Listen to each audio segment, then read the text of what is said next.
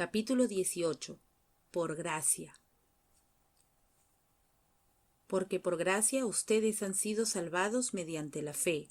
Esto no procede de ustedes, sino que es el regalo de Dios, no por obras para que nadie se jacte. Efesios capítulo 2, versículos 8 y 9. Probablemente una de las características de Dios más difíciles de entender es su gracia. Estamos tan lejos de este rasgo como seres humanos que al tratar de entenderlo destruimos su belleza. Los predicadores están aterrorizados por su significado y por lo tanto sienten la necesidad de unirlos con las obras o la ley para que no desvíen a su congregación. Gracia, en su forma más pura, significa que se nos da lo que no merecemos, basado únicamente en el inimaginable amor de Dios. Dios conoce nuestra naturaleza y, por lo tanto, es consciente de que como adultos, cuando hemos perdido la inocencia y la fe de un niño, tenemos que viajar por el camino de las obras y la ley para llegar al punto donde nos rendimos y en nuestro agotamiento o frustración se lo damos a Dios aceptando su gracia, su favor inmerecido. Aunque mi mente y mi corazón abrazan su asombrosa gracia, no soy diferente a nadie más. Sin duda, debo vivir dentro de sus leyes, y como cristiana, realmente exceder la ley, como prueba de mi posición correcta ante Dios. Por alguna razón, no podemos aceptar que seamos justos en una sola cosa, lo que nuestro Salvador hizo, no lo que nosotras y yo podemos o haremos. Entonces, en mis finanzas, Dios me llevó en un pequeño viaje. ¿Puedo decir un viaje muy difícil? Que me llevó por lugares complicados y espinosos para mostrarme cosas que ignoraba. Una muy importante para mí, para Él y para nuestro bienestar es el diezmo. Dios se dispuso a enseñarme la importancia del diezmo, los peligros de ignorarlo, el poder de perdonar a los que me deben, solo para descubrir que lo que Dios está buscando de nosotras, lo que no es sorprendente, no es solo el 10%, sino más bien el 100% de nuestro corazón. Dios quiere que sus hijos sean dadores alegres. Y esto es lo que los fariseos se perdieron. Mire estos ejemplos contrastantes. Pero esto digo, el que siembra escasamente, escasamente también segará. El que siembra abundantemente, abundantemente también segará. Que cada uno dé como propuso en su corazón, no de mala gana ni por obligación, porque Dios ama al que da con alegría, y Dios puede hacer que toda gracia abunde para ustedes, a fin de que teniendo siempre todo lo suficiente en todas las cosas, abunden para toda buena obra. Segunda de Corintios, capítulo 9, versículos del 6 al 9. En comparación, ay de ustedes, escribas y fariseos, hipócritas que pagan el diezmo de la menta, del anís y del comino, y han descuidado los preceptos más importantes de la ley, la justicia, la misericordia y la fidelidad. Estas son las cosas que debían haber hecho, sin descuidar aquellas. Mateo capítulo 23, versículo 23.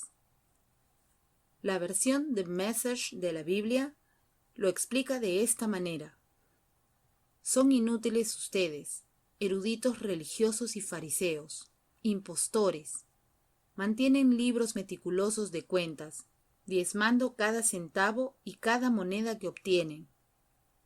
Pero en la carne de la ley de Dios, cosas como la imparcialidad, la compasión y el compromiso, los fundamentos absolutos, los toman o los dejan a la ligera.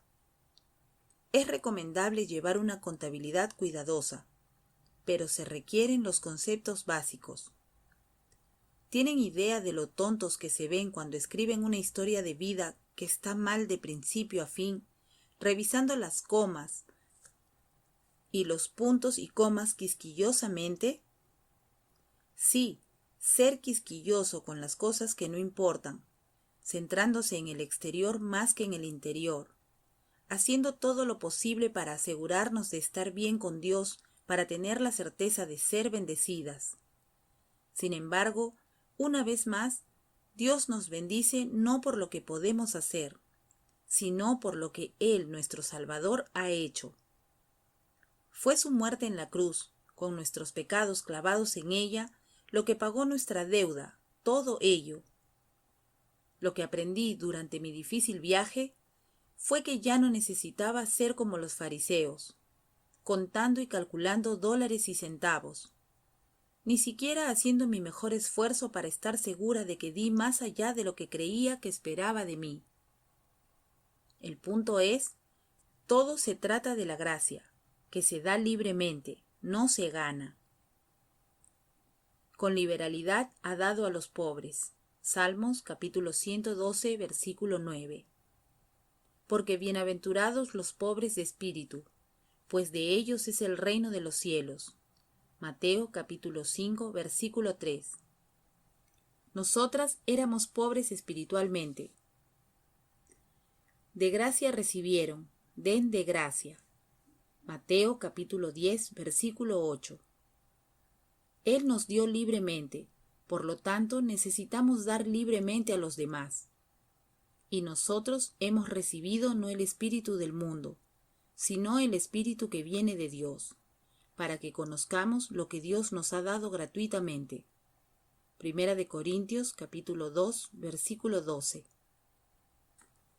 Para llegar a la culminación, la conclusión, el final, el clímax, el que no negó ni a su propio Hijo, sino que lo entregó por todos nosotros, ¿cómo no nos dará también junto con Él todas las cosas? Romanos capítulo 8, versículo 32. Me llevó a hacer todo lo que podía hacer, y luego fallar miserablemente, para que aceptara lo que fue mío todo el tiempo, su gracia. Cuando me di cuenta de que no había diezmado oficialmente de mi ministerio, vi mi pecado y que no había cumplido con lo que se esperaba de mí, la ley de dar el 10%. Miré la enorme deuda con la realización y la gran incapacidad para pagar esa deuda.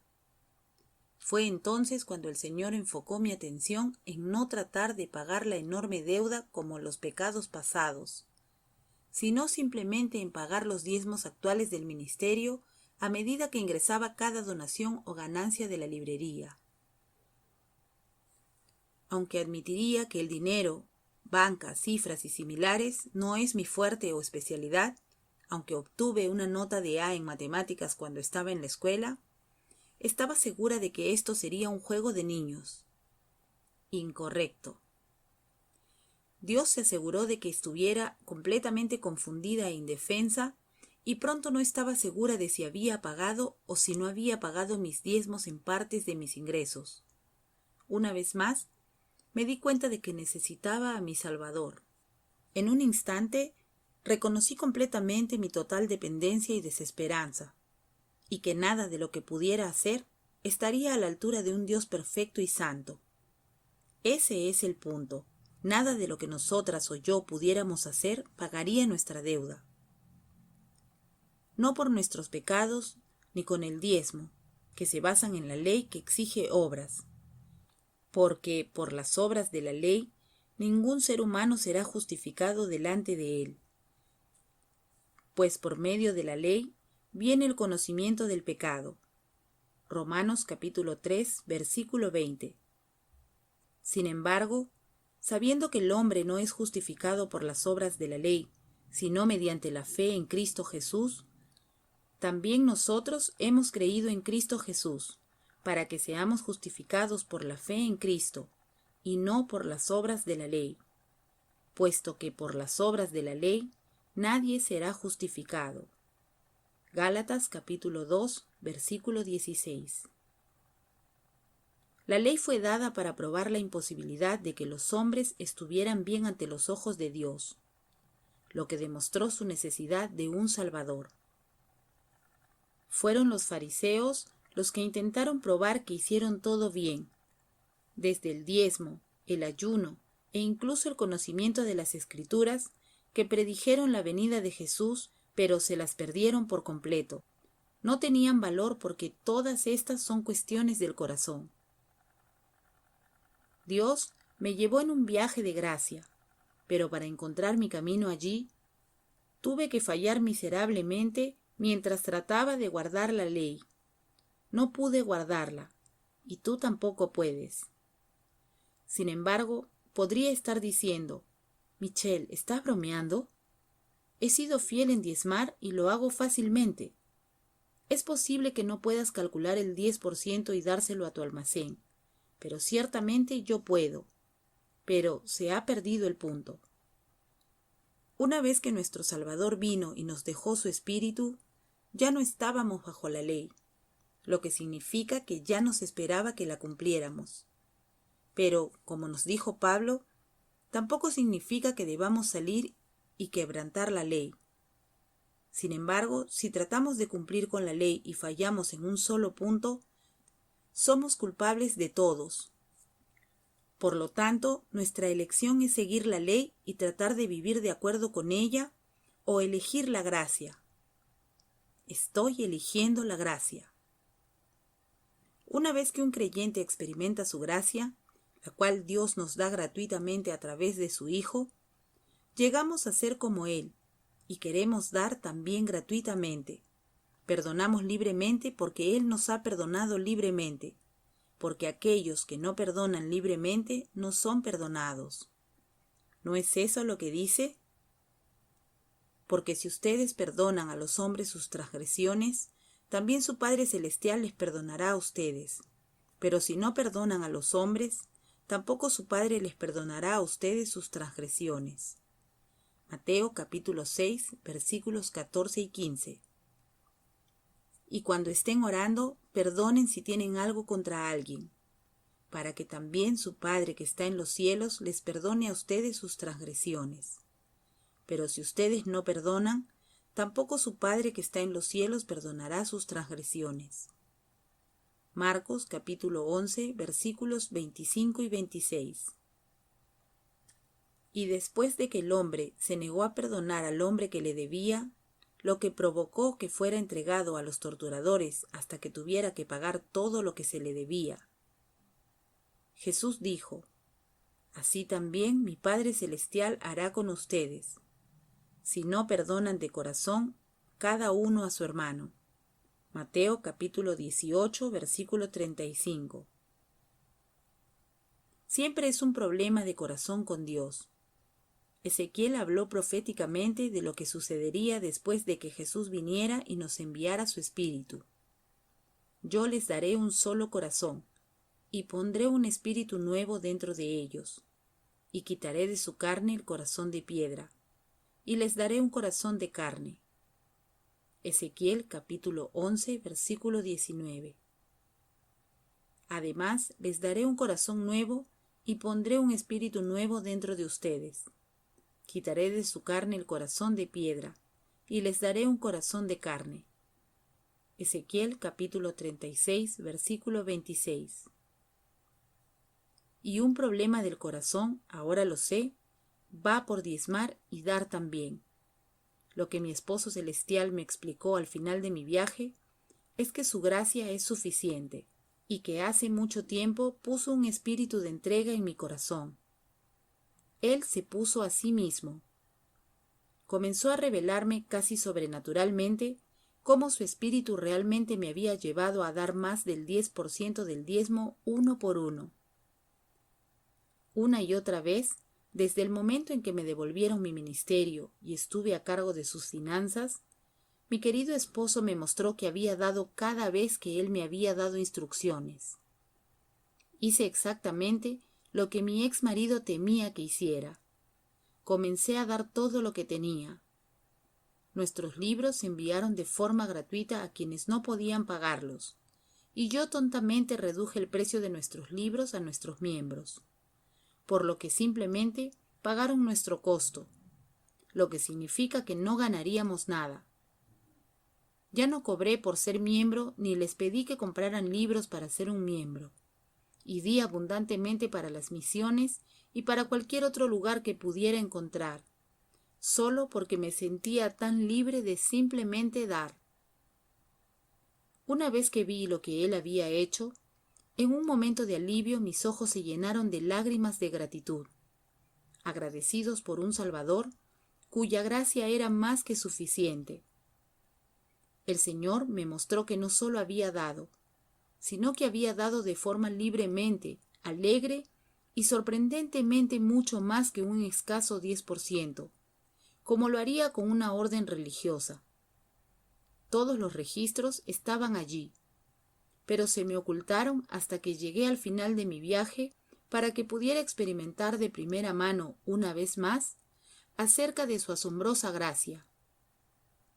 Su gracia es la sustancia que no puede mezclarse o unirse con la ley o nuestras obras, ya que al hacerlo se vuelve ineficaz.